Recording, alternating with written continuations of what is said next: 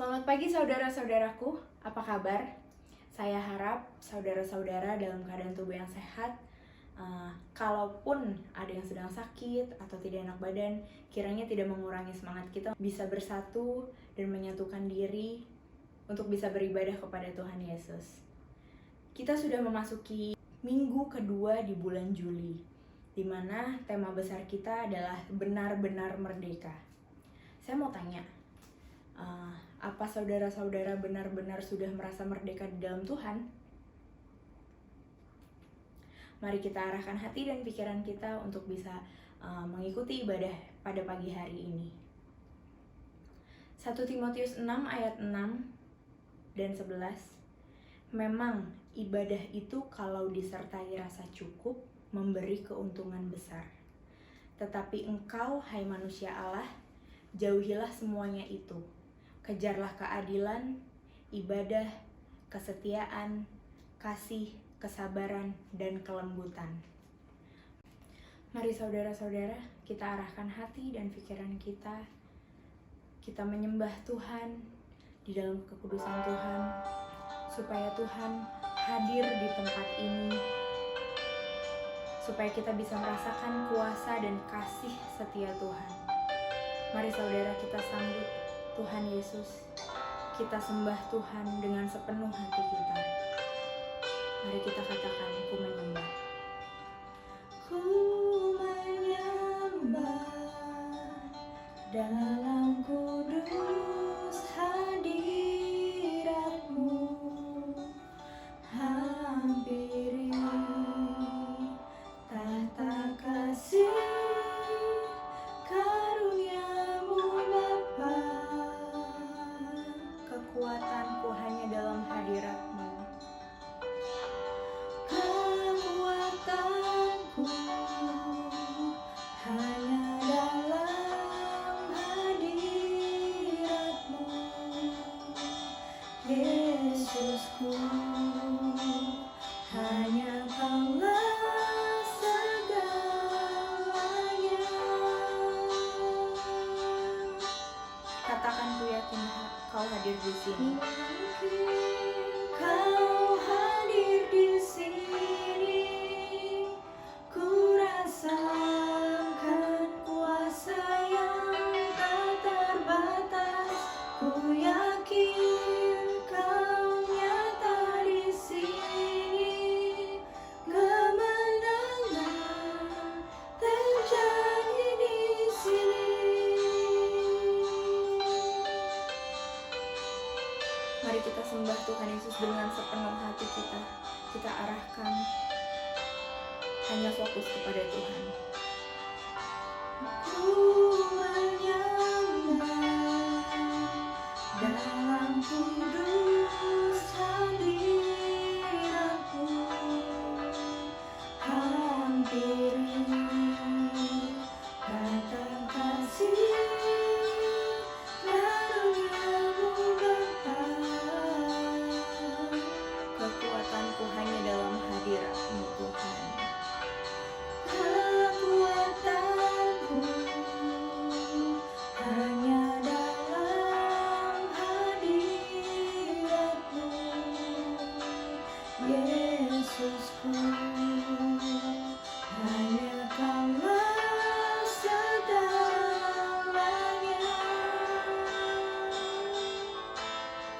Ku yakin Kau hadir di sini. Ku rasakan kuasa yang tak terbatas. Ku yakin Kau nyata di sini. Kemenangan terjadi di sini.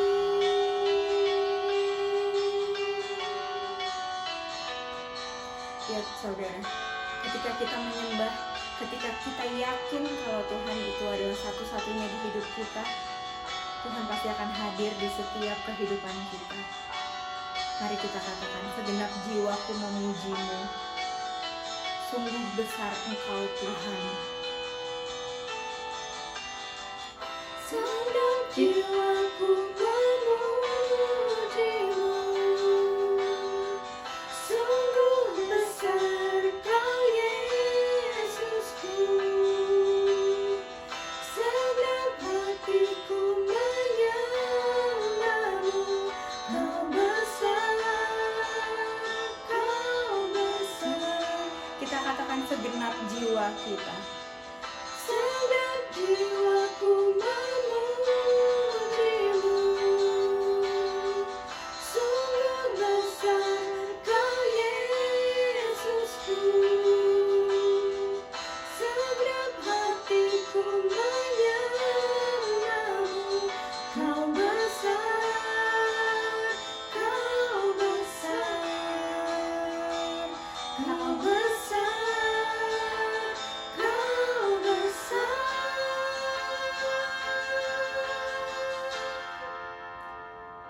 Ku yakin Kau hadir di sini.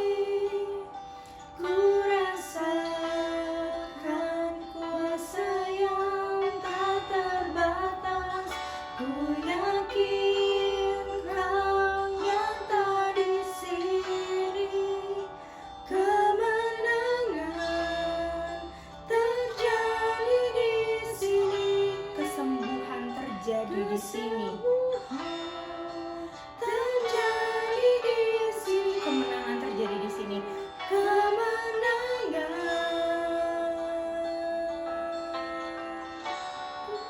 terjadi di sini.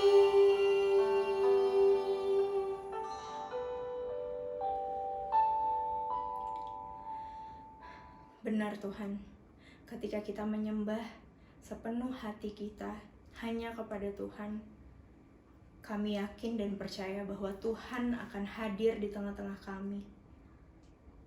Kami percaya hanya kepadamu Tuhan Yesus. Kami percaya Tuhan akan memerdekakan kami semua. Bahkan wabah COVID ini Tuhan, kami yakin dan percaya suatu saat nanti Tuhan akan menyembuhkan bangsa ini, bangsa Indonesia. Terima kasih Tuhan karena Engkau selalu hadir di tengah-tengah kami. Engkau selalu ada bagi kami, bahkan di saat kami sering meninggalkan Tuhan Yesus.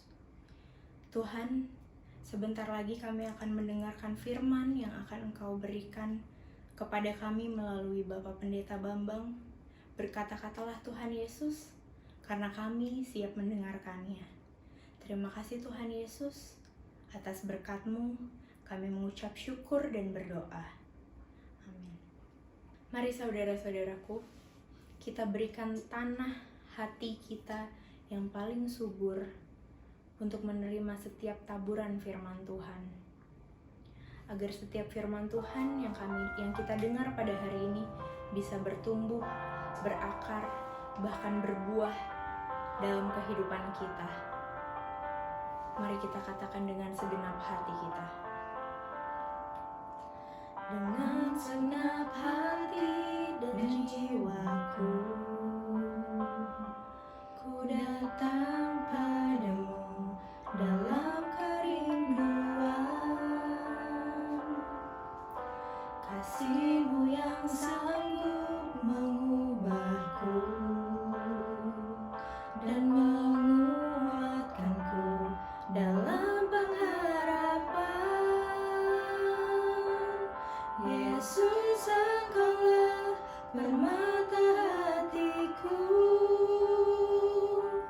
Dunia tak dapat menggantikan-Mu.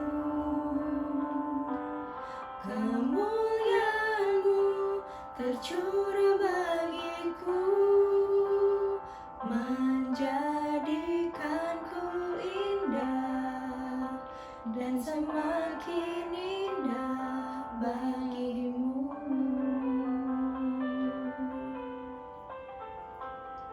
Mari kita katakan ini dengan sekali lagi, dengan segenap hati kita, hanya kepada Tuhan Yesus. Dengan segenap hati dan jiwaku, ku datang padamu dalam kerinduan. Kasih-Mu yang sanggup mengubahku dan menguatkanku dalam pengharapan. Yesus, Engkaulah permata hatiku. Dunia tak dapat menggantikan-Mu. Kemuliaan-Mu tercurah bagiku, menjadikanku indah dan semakin indah bagi-Mu.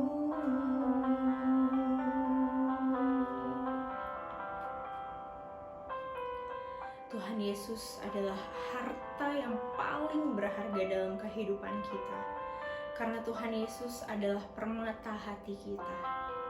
Dunia tidak bisa memisahkan kita dari Tuhan Yesus. Dunia tidak bisa menggantikan Tuhan Yesus, apapun itu. Dan dunia tidak bisa melepaskan kita dari kasih Tuhan Yesus. Yesus, Engkaulah permata hatiku. Dunia tak dapat menggantikanmu.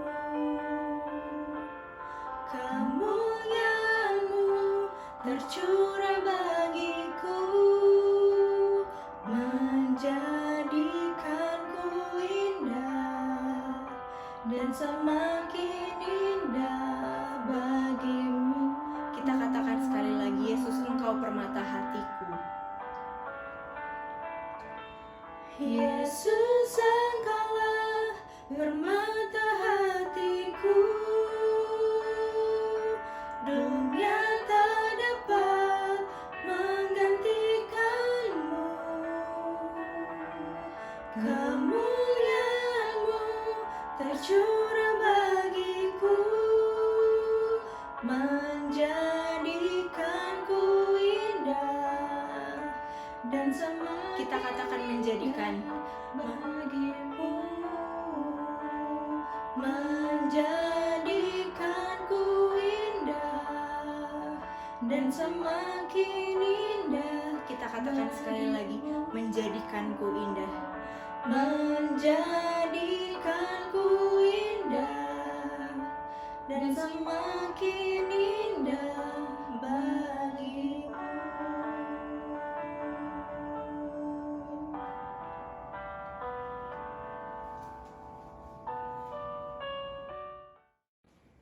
Bapak, Ibu, serta saudara-saudara yang dikasih oleh Tuhan Yesus Kristus, tiba saatnya bagi kita untuk mendengar sabda Tuhan.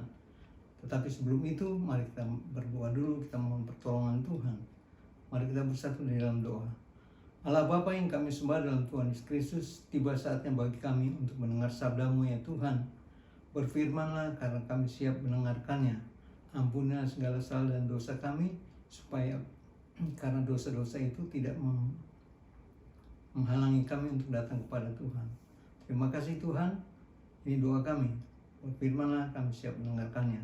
Di dalam berkat nama Tuhan Yesus kami mengucap syukur dan berdoa. Amin. Bapak, Ibu, serta saudara-saudara yang dikasihi oleh Tuhan Yesus Kristus, kita sudah masuk pada minggu yang kedua dari bulan Juli. Nah, tema besar kita selama bulan Juli ini adalah benar-benar merdeka. Mari kita sadari bahwa kita adalah orang yang sudah benar-benar merdeka secara rohani. Itu sebabnya saya memberi judul khotbah saya, hiduplah sebagai hamba Allah. Mengapa hidup sebagai hamba Allah? Firman Tuhan dari 1 Petrus pasal 2 ayat 15-17 berkata demikian. Sebab inilah kehendak Allah, yaitu supaya dengan berbuat baik kamu membungkamkan kepicikan orang-orang yang bodoh. Ayat yang ke-16, hiduplah sebagai orang merdeka dan bukan seperti mereka yang menyalahgunakan kemerdekaan itu untuk menyelubungi kejahatan-kejahatan mereka, tetapi hiduplah sebagai hamba Allah.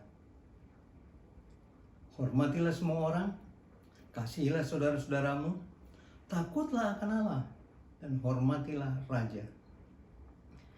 Saudara-saudaraku yang dikasihi oleh Tuhan Yesus Kristus, dari pembacaan firman Tuhan ini, kalau kita benar-benar melakukan itu, maka kita akan disebut sebagai orang-orang yang hidupnya takut akan Allah.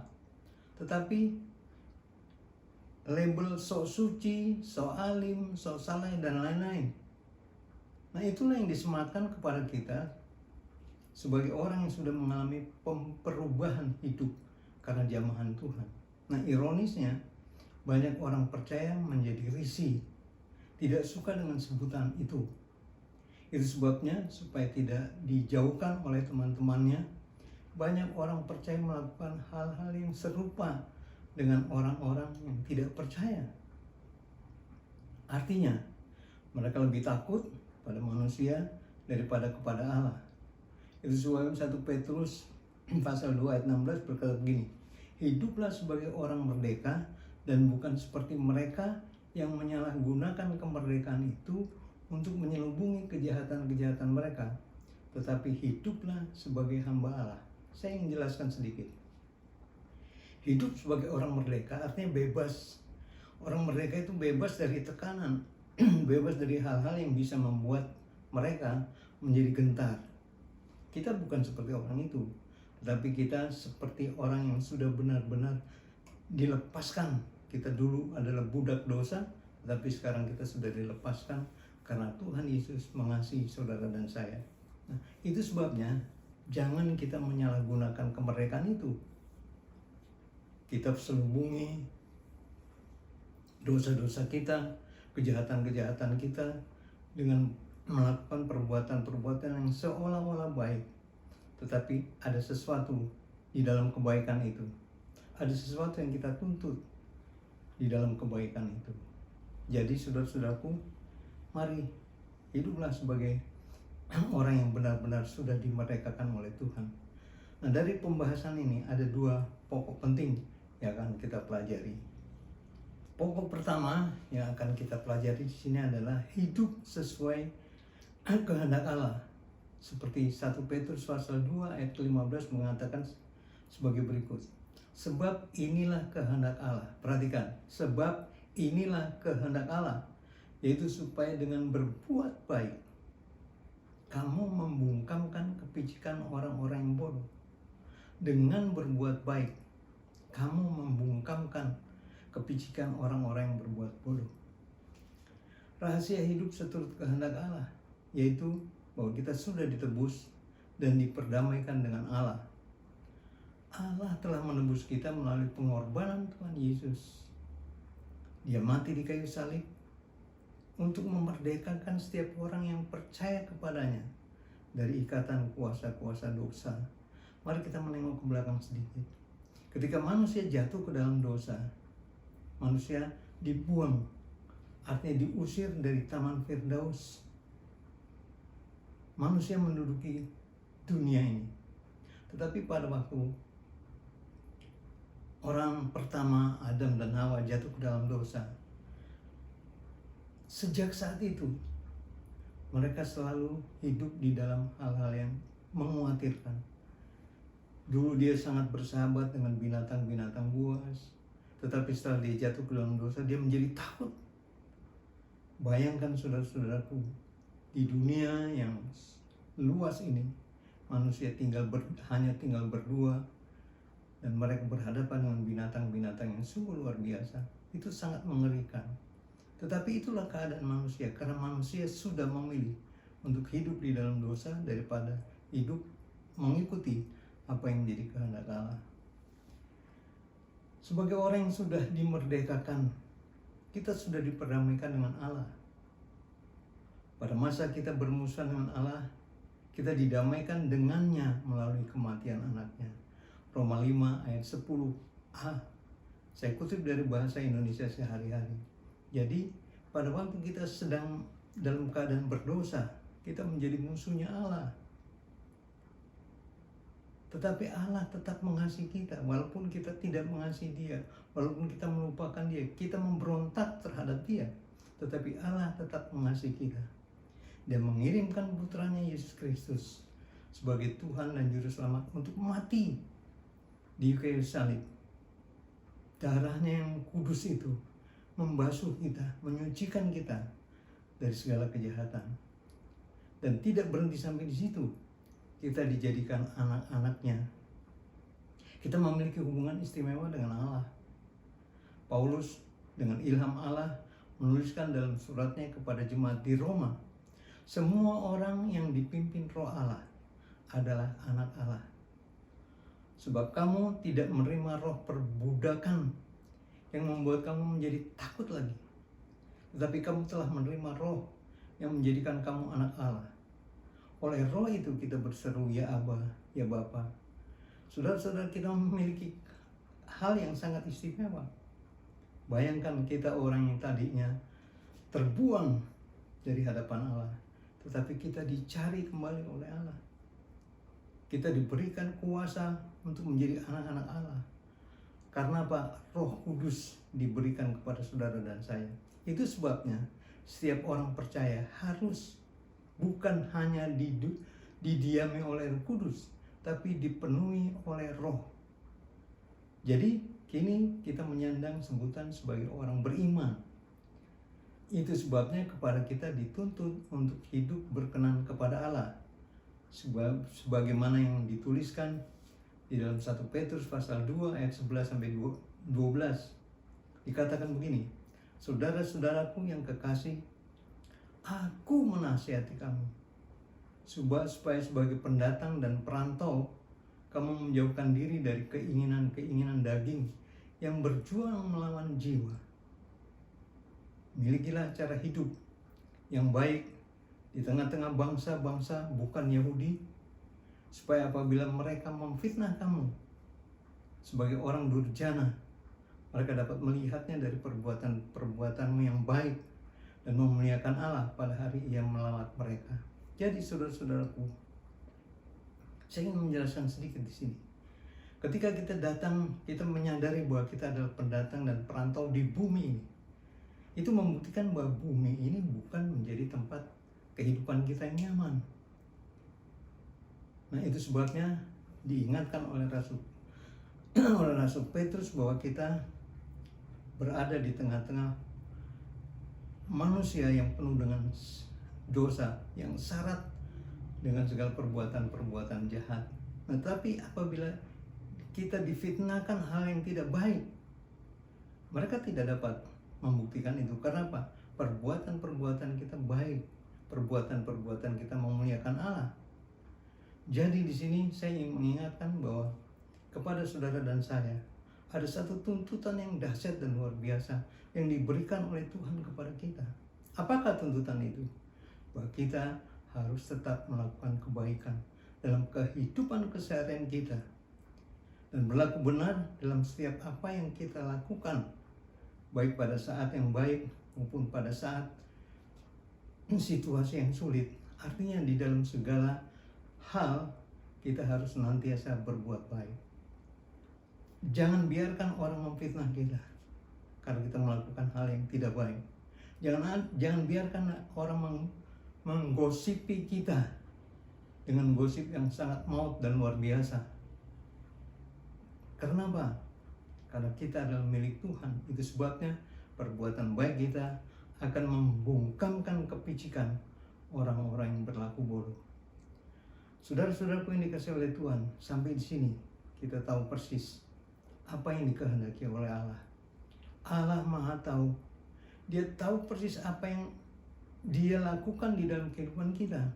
Itu sebabnya apabila kita mengalami hal yang sulit menurut kita, ingat bahwa di dalamnya Allah turut bekerja. Apabila kita ingin bersabar, bukan berarti kita disisihkan oleh orang atau kita menyisihkan diri dari orang-orang banyak. Untuk apa? Supaya kita tidak bertemu dengan hal-hal yang membuat kita menjadi tidak sabar. Tetapi yang dilakukan Allah bukan seperti itu. Justru kita ditempatkan di tempat-tempat yang sulit. Kita ditempatkan di tempat-tempat yang tidak menyenangkan bagi kita, yang senantiasa menimbulkan pemberontakan dalam diri kita untuk melakukan pembalasan atau untuk melakukan hal-hal yang sama seperti orang sudah melakukan kepada kita. Itu cara Allah. Sedikit demi sedikit Dia memproses kita. Mari kita perhatikan, kalau kita berbuat dosa 100% kita melakukan hal seperti itu. Tetapi sekarang kita sudah bisa menahan diri, akhirnya kita sudah tidak 100% lagi, tapi 80 atau 75%. Nah, itu membuktikan bahwa ada progres, ada kemajuan di dalam kehidupan kita. Ingat, kita dimerdekakan dari segala perbuatan-perbuatan dosa, dan kita dijadikan anak-anak Allah supaya kita hidup seturut dengan kehendak Allah. Jadi saudara-saudaraku yang dikasihi oleh Tuhan Yesus, jangan pernah berhenti berbuat baik. Pokok yang kedua, kita akan belajar tentang hidup sebagai hamba Allah. 1 Petrus pasal 2 ayat 16-17 berkata demikian, hiduplah sebagai orang merdeka dan bukan seperti mereka yang menyalahgunakan kemerdekaan itu untuk menyelubungi kejahatan-kejahatan mereka, tetapi hiduplah sebagai hamba Allah. Hormatilah semua orang, kasihilah saudara-saudaramu, takutlah akan Allah, dan hormatilah raja. Kenapa kita harus menghormati raja? Kalau kita baca konteksnya, yaitu ayat yang ke-13 dari 1 Petrus pasal 2 ini dikatakan begini, tunduklah kepada Allah karena Allah, tunduklah karena Allah kepada semua lembaga manusia, baik kepada raja sebagai pemegang kekuasaan yang tertinggi, maupun kepada wali-wali yang diutusnya untuk menghukum orang-orang yang berbuat jahat dan menghormati orang-orang yang berbuat baik. Itulah sebabnya kenapa kita harus menghormati raja, karena perintah Allah. Tunduklah karena Allah, ya. Tunduklah karena Allah kepada semua lembaga manusia, baik kepada raja sebagai pemegang kekuasaan yang tertinggi. Menjadi pertanyaan buat kita, mengapa harus hidup sebagai hamba Allah? Dengan kita menyadari bahwa ada hal yang mulia hidup sebagai hamba Allah, ada misi mulia dari Allah yang harus kita nyatakan kepada sebanyak-banyaknya orang yang berdampak pada keselamatan mereka. Jadi saudara-saudara, kita harus menyadari bahwa hidup sebagai hamba Allah itu di mata Allah adalah mulia. Itu sebabnya ada misi khusus yang Allah berikan yang harus kita nyatakan kepada sebanyak-banyaknya orang. Dan ketika orang itu mendengar dan menerima apa yang kita beritakan, itu berdampak pada keselamatan mereka. Jadi ketika mereka akhirnya karena pemberitaan yang kita lakukan tentang Yesus Kristus yang adalah satu-satunya jalan keselamatan dan hidup, kita nyatakan dan orang menjadi percaya dan dia menerima Yesus sebagai Tuhan dan Juru Selamat, maka dia akan diselamatkan. Ayat yang ke-11 dari 1 Petrus pasal yang kedua, saudara-saudaraku yang kekasih, aku menasihati kamu supaya sebagai pendatang dan perantau kamu menjauhkan diri dari keinginan-keinginan daging yang berjuang melawan jiwa. Jadi Petrus mengingatkan bahwa keberadaan kita sebagai pendatang atau perantau di dunia ini, dan Petrus mengharapkan bahwa kita membuat fokus hidup kita tidak kepada mencari kenikmatan, kenyamanan di dunia ini, tetapi pada dunia yang akan datang. Ingat, sebagai perantau dan sebagai orang-orang yang pendatang, kita tidak mencari sesuatu yang akan kita nikmati dalam kekekalan di dalam dunia ini, karena di dalam dunia ini tidak ada yang kekal. Itu sebabnya Rasul Petrus menuntut agar kita fokus kepada kehidupan kita setelah kematian di dunia ini. Dalam Filipi 3 ayat 20 dikatakan, karena kewargaan kita adalah di dalam surga, dan dari situ juga kita menantikan Tuhan Yesus Kristus sebagai Juru Selamat. Jadi saudara-saudara, syukurilah bahwa saudara dan saya, kewargaan kita menurut surat Filipi pasal 3 ayat yang ke-20, Rasul Paulus menjelaskan bahwa kewargaan kita adalah kewargaan surga. Kewarganegaraan merupakan identitas seseorang. Jika kita mempunyai kewarganegaraan, maka kita akan dihargai oleh warga negara yang lain. Nah, Paulus menuliskan surat kepada jemaat di Filipi, dan ia berpendapat bahwa jauh lebih penting menjadi warga masyarakat surga daripada menjadi warga dunia. Kehidupan orang-orang percaya harus berpusat pada surga, karena kewarganegaraan kita sesungguhnya adalah di dalam surga, bukan di bumi ini. Kenapa kita harus fokus pada kehidupannya yang akan datang? Karena kehidupan yang akan datang itu bersifat kekal. Nah, itu sebabnya kepada suratnya, dalam suratnya kepada jemaat di Roma, Roma pasal 8 ayat 5 sampai 9 dikatakan begini, sebab mereka yang hidup menurut daging memikirkan hal-hal yang dari daging, mereka yang hidup menurut roh memikirkan hal-hal yang dari roh. Karena keinginan daging adalah maut, tetapi keinginan roh adalah hidup dan damai sejahtera. Sampai di sini saya ingin menjelaskan sedikit. Jadi ketika kita sadar bahwa kita adalah warga kerajaan sorga, hidup kita harus kita arahkan pada apa yang menjadi kehendak Allah sebagai warga sorga, bukan kepada dunia ini. Karena keinginan-keinginan yang ada pada kita berkenaan dengan dunia ini adalah bersifat kedagingan, dan keinginan daging adalah maut, ya, karena yang dipikirkan adalah kesenangan-kesenangan duniawi ini, kenikmatan duniawi ini, memikirkan apa yang kita butuhkan supaya kehidupan kita nyaman di dalam dunia ini, sehingga ini menimbulkan perbuatan-perbuatan yang tidak menyenangkan di hadapan Allah. Itu sebabnya, karena keinginan daging adalah maut, keinginan kedagingan kita ingin memuaskan kedagingan kita akan berujung pada maut.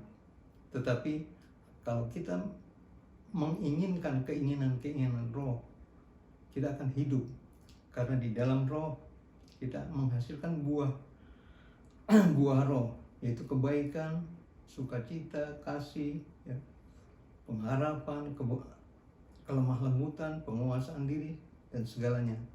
Itu adalah hal-hal yang dikehendaki oleh Allah.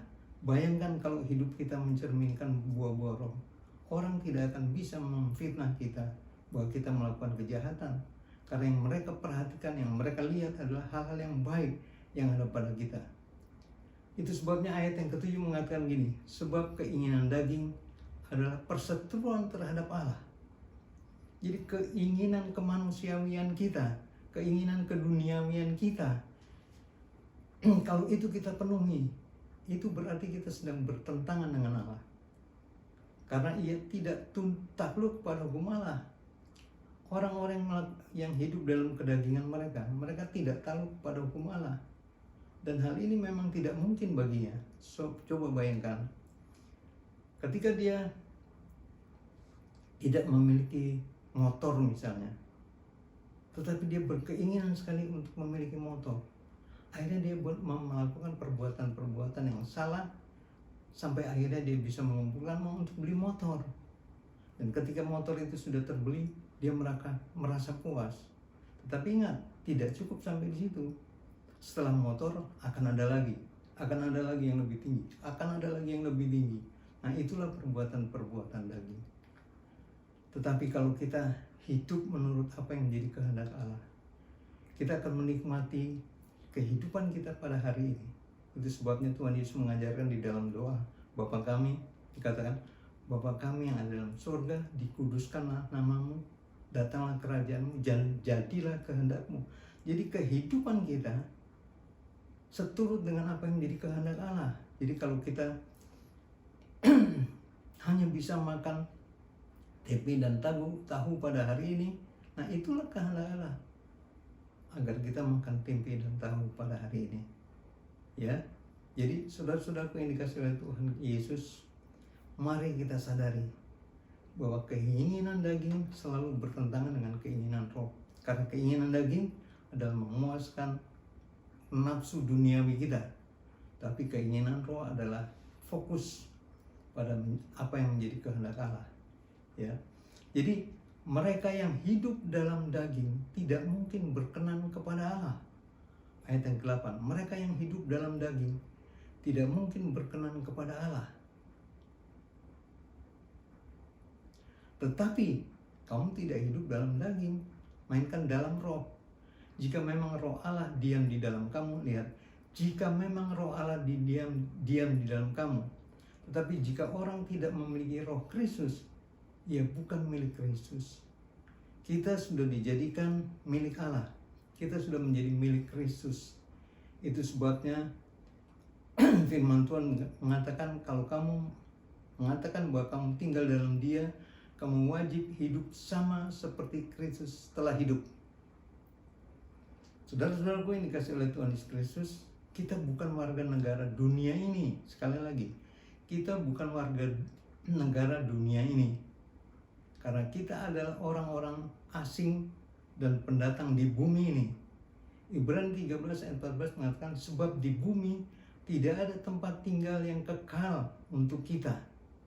Kita mencari tempat tinggal yang akan datang. Ya, sekali lagi, sebab di bumi tidak ada tempat tinggal yang kekal untuk kita.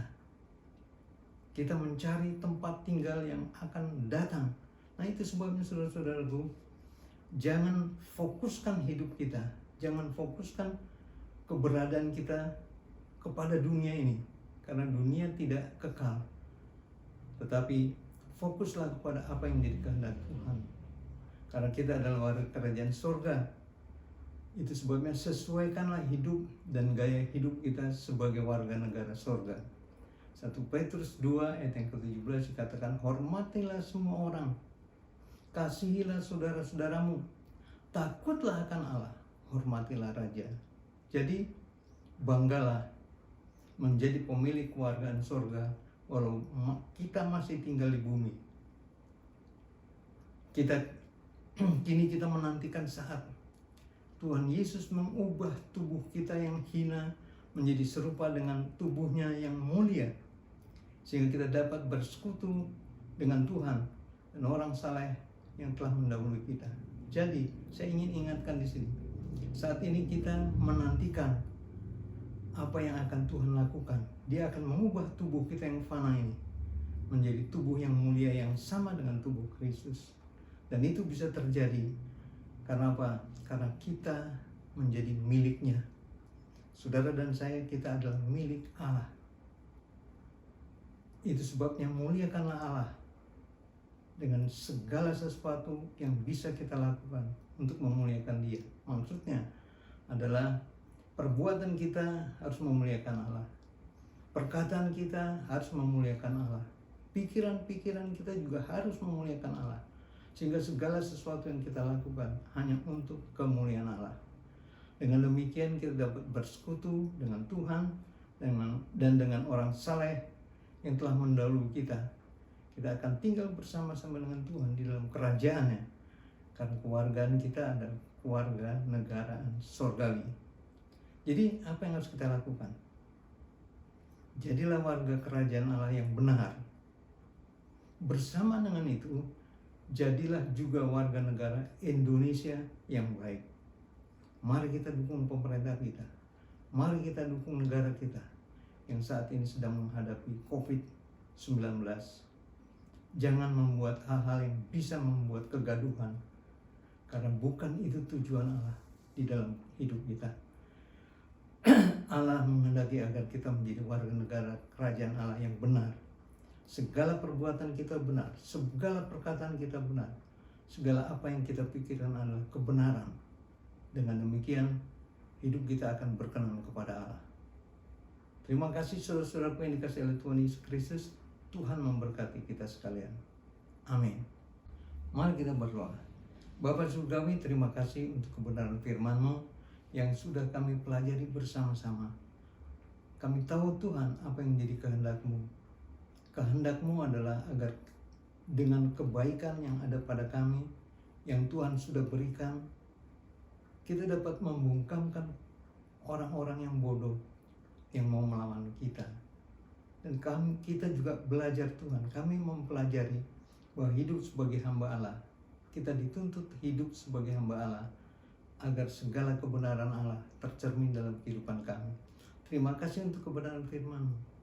Terima kasih untuk Rasul Petrus yang sudah menuliskan ini bagi kami saat ini. Biarlah kami akan menjalani kehidupan ini sebagai pendatang dan sebagai perantau, sehingga kami tidak mengikatkan diri dengan perkara-perkara duniawi, tetapi kami mengikatkan diri kepada apa yang menjadi kehendak-Mu. Terima kasih Tuhan, firman-Mu sudah selesai diberitakan, namun kekuatan kebenaran firman ini akan terus berakar, bertumbuh dalam kehidupan kami, sampai pada akhirnya kami menjadi seperti yang Tuhan kehendaki.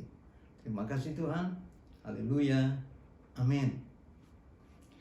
Tiba saatnya di mana kita akan memberikan yang terbaik untuk Tuhan melalui persembahan yang diambil dari 1 Tawarik 29 ayat 14. Sebab siapakah aku ini dan siapakah bangsaku sehingga kami mampu memberikan persembahan sukarela seperti ini? Sebab daripadamulah segala-galanya dan dari tanganmu sendirilah persembahan yang kami berikan kepadamu. Mari kita bersatu di dalam doa. Tuhan Yesus yang berada dalam kerajaan surga, ini adalah bagian terbaik dari kami ya Tuhan, di mana kami akan memberikan persembahan. Kiranya persembahan ini bisa berguna, bermanfaat untuk gereja kami Tuhan.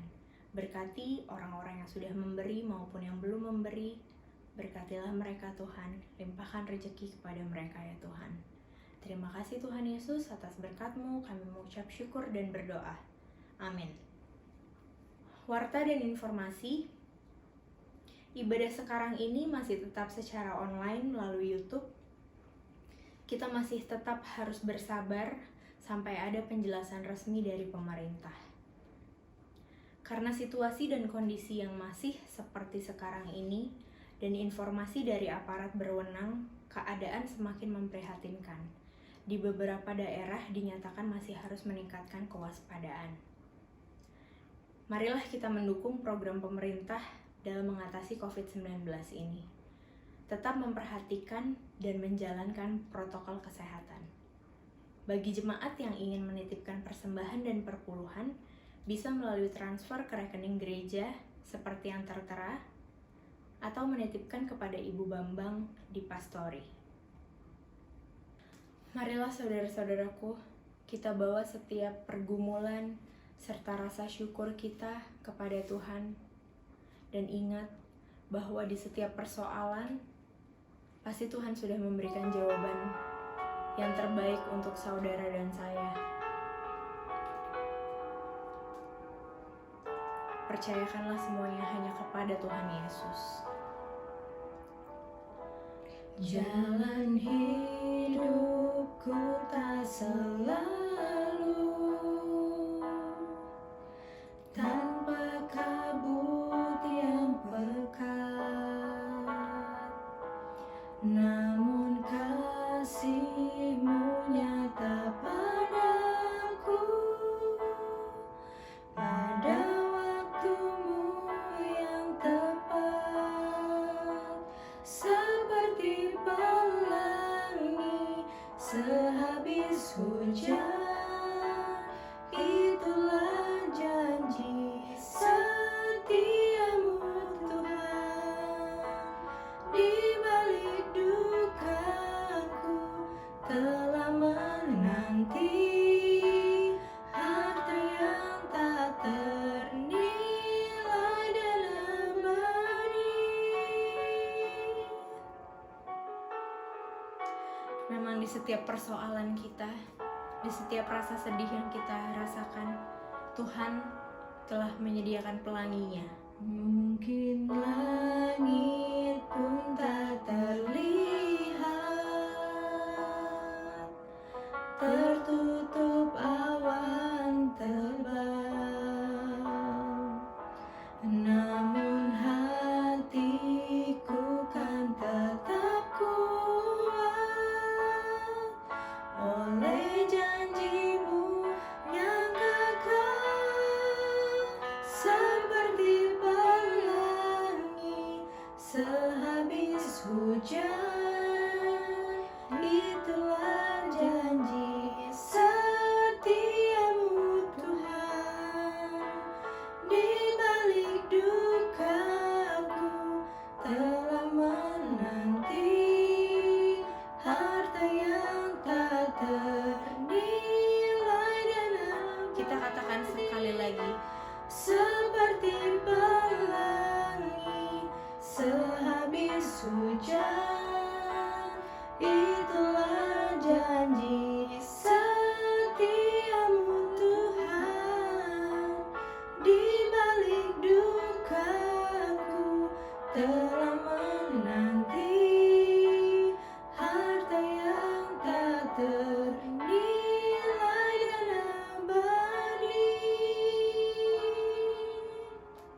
Saudara-saudaraku, mari kita berdoa bersama-sama untuk situasi di dalam negara kita ini dan untuk rakyat di Indonesia yang saat ini sedang mengalami COVID-19. Mari kita bersatu dalam doa. Bapa Surgawi, Bapa yang kami sembah dalam Tuhan Yesus Kristus, kami terus berdoa untuk pejuang-pejuang kesehatan. Kami berdoa untuk para relawan, kami berdoa untuk para dokter, kami berdoa juga untuk para medis, bahkan keluarga-keluarga hamba-hamba Tuhan dan keluarga-keluarga jemaat yang saat ini sedang terpapar COVID-19, di mana virus yang kedua ini menjadi lebih ganas. Itu sebabnya kami melihat Tuhan bahwa di rumah sakit selalu penuh oleh orang-orang yang harus mendapat perawatan dari COVID-19. Tapi di satu sisi kami melihat ada sikap pemerintah yang begitu luar biasa. Mereka melakukan segala cara untuk menolong rakyat Indonesia, untuk menolong semua lapisan masyarakat yang saat ini terpapar COVID-19. Itu sebabnya Tuhan, kami mohon pertolongan Tuhan. Berikanlah hikmat dan kebijaksanaan kepada presiden kami, kepada jajaran para menteri, kepada orang-orang yang berwenang dengan COVID-19 ini, sehingga benar-benar dapat menolong kehidupan masyarakat di Indonesia ini. Tapi kami juga berdoa untuk masyarakat di Indonesia ini, supaya mereka diberi kesadaran agar mereka menggunakan protokol kesehatan seperti yang sudah dicanangkan oleh pemerintah. Ada hal-hal yang harus dilakukan oleh masyarakat sehingga tidak menjadikan mereka terpapar oleh karena ketidaktaatan mereka terhadap protokol kesehatan. Kami juga berdoa untuk rumah sakit, berikanlah kepada mereka pertolongan ya Tuhan, supaya dengan segala macam cara mereka dapat memberikan pertolongan dalam tahap-tahap yang genting kepada masyarakat yang sangat membutuhkan pertolongan dari medis ini. Terima kasih Tuhan, kami serahkan masalah COVID ini ke dalam tangan kasih karunia-Mu. Kami percaya ketika Tuhan izinkan sesuatu terjadi, pasti Tuhan juga sudah punya cara untuk menyelamatkan. Itu sebabnya kami terus bersyukur dan berharap kepada Tuhan. Kami juga berdoa untuk bangsa dan negara kami dalam masa pandemi ini. Biarlah Tuhan berikan hikmat dan kebijaksanaan kepada para pemimpin, pengambil keputusan, supaya mereka dapat melakukan yang terbaik dalam situasi saat ini. Tuhan, kami juga berdoa untuk pelayanan gereja pada masa PPKM ini, karena banyak tempat-tempat ibadah yang harus memberhentikan kegiatannya karena pada waktu mereka berkumpul baik di dalam rumah-rumah ibadat, mereka menjadi pelanggar protokol kesehatan karena jumlah yang begitu banyak memungkinkan mereka untuk saling berdesakan, untuk saling bersentuhan, sehingga itu dapat menularkan virus corona ini kepada banyak orang. Itu sebabnya berikan hikmat dan kebijaksanaan kepada pemimpin-pemimpin atau tokoh-tokoh agama dan orang-orang yang mengambil keputusan di dalam rumah-rumah ibadah, supaya mereka taat dan setia kepada Tuhan. Bapa Surgawi, Bapa yang kami sembah dalam Tuhan Yesus Kristus, di dalam kepemimpinan gereja-Mu di Kunciran ini, tentu ada yang harus meneruskan pelayanan hamba Tuhan ini. Itu sebabnya kami mohon pertolongan-Mu ya Tuhan. Biarlah Engkau siapkan seorang pengganti yang benar-benar mengasihi Tuhan dan mengasihi jemaat, dan mau melakukan yang terbaik untuk jemaat. Karena kami tahu Tuhan, yang terbaik datangnya dari Tuhan. Itu sebabnya kami berdoa, siapapun yang akan menggantikan hamba-Mu di Kunciran ini, kami percaya adalah Tuhan yang sudah mempersiapkan hamba Tuhan tersebut. Terima kasih Bapa, terima kasih Tuhan. Dan kami juga berdoa untuk teman-teman kami yang saat ini sedang dalam keadaan yang tidak nyaman karena sakit penyakit yang mereka derita.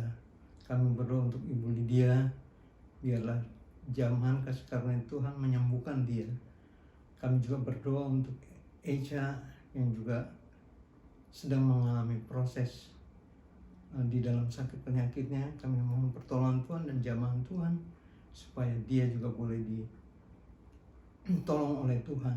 Kami juga berdoa untuk Ibu Wahab.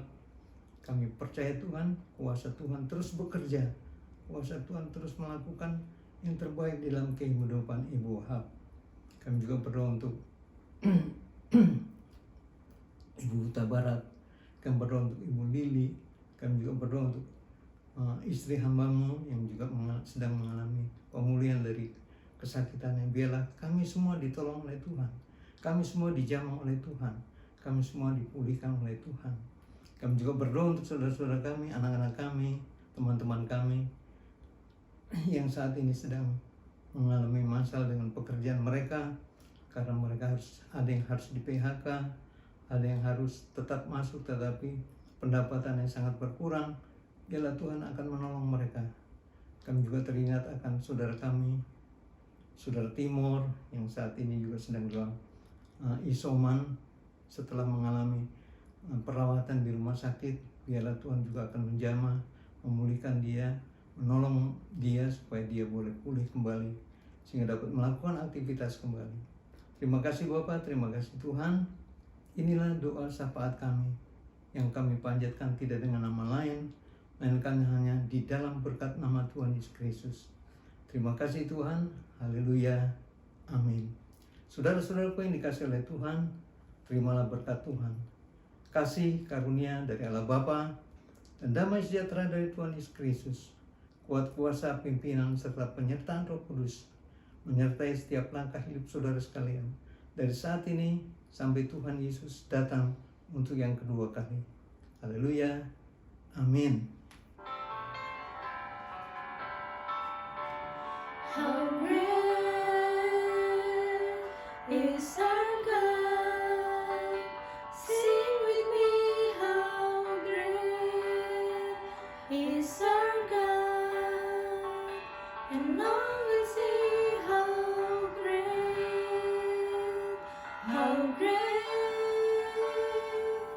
is our God. Let's say how great is our God.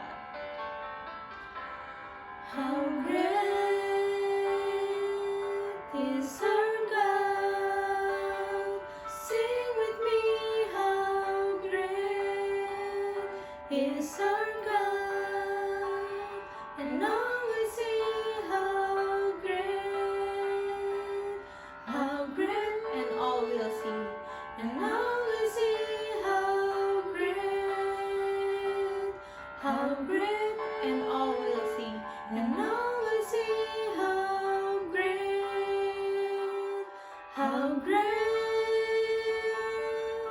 is our God. Saudara-saudaraku yang dikasihi oleh Tuhan Yesus Kristus, kita sudah selesai dengan seluruh rangkaian ibadah kita. Itu sebabnya saya ingin mengucapkan selamat hari Minggu. Tuhan Yesus memberkati. Haleluya, amin. Dah.